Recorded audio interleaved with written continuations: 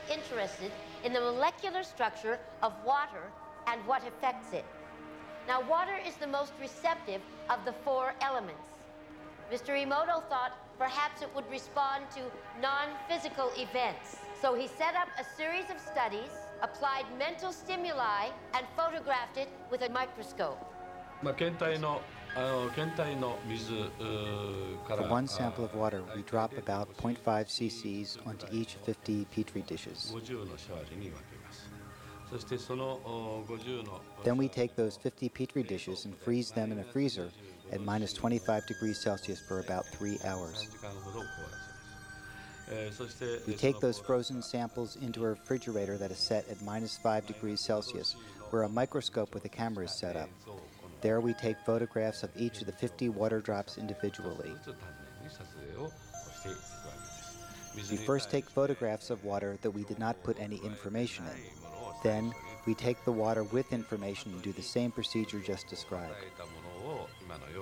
We take those before and after photographs and compare the differences.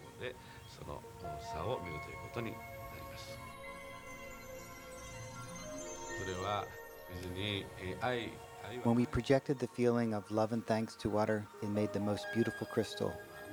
At times like this, I think water is at peace. This first picture is a picture of water from the Fujiwara Dam.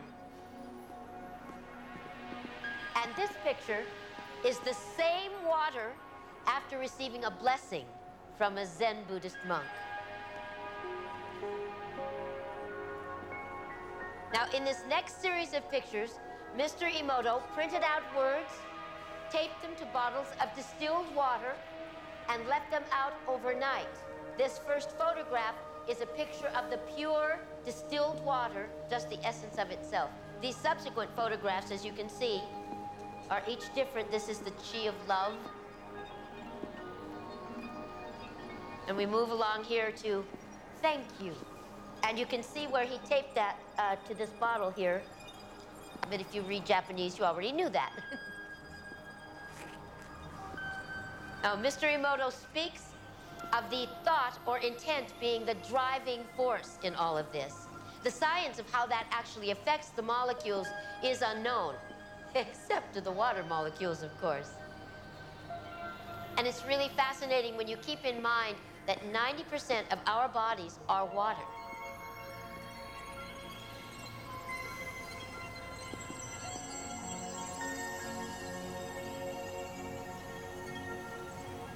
Makes you wonder, doesn't it?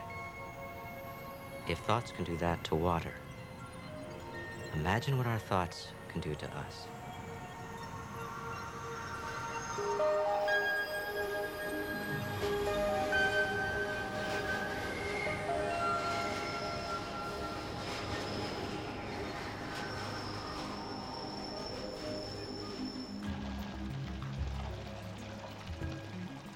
One of the most interesting experiments with random event generators occurred when it was really out of time.